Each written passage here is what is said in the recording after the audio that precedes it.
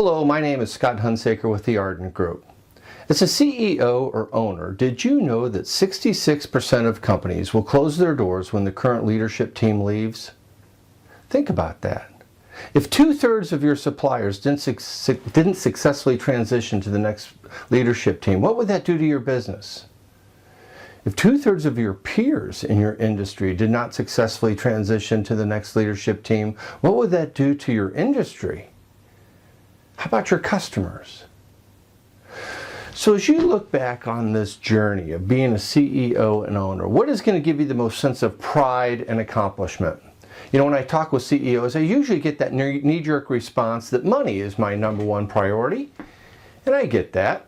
We all want to be perceived of making a good business decision. The rule we use in our culture is return on investment. I got it and I understand.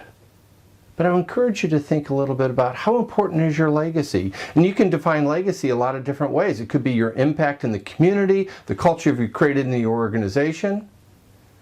How important are your employees? My employees were some of my best friends. They've been in the trenches with me. They made me who I was.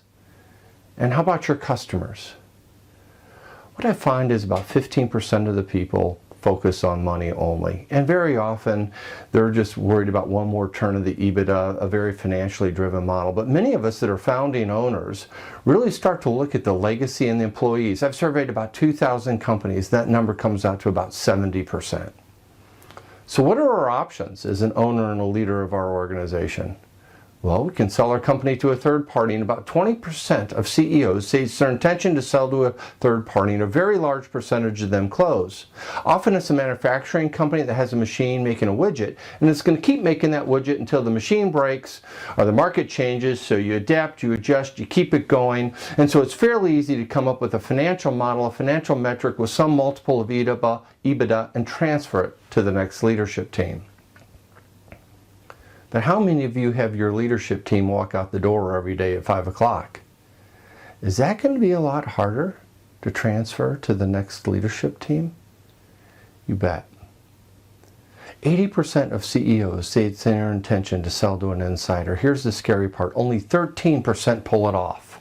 And I don't believe it's because we don't know how to do it. It's because we keep kicking the can down the road. We confuse the urgent with the important, and we don't make it happen.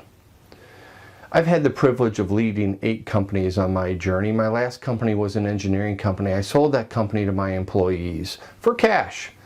My intention after selling that organization was go find a 9th company with a proven product and a 1950s management style and kind of do it again, kind of play flip that house, only with businesses. But what happened is when I started calling my clients and told them what I was doing, they kind of gave me a surprising answer. They said, "Scott, I'm in so much trouble because I'm 10 years older than you and I haven't even started. How do I do it?"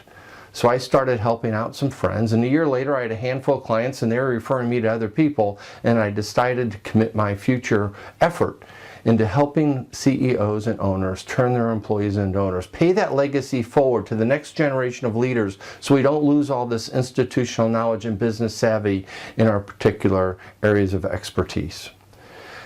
I never thought I'd write a book, but I did. It's called Heroic Ownership.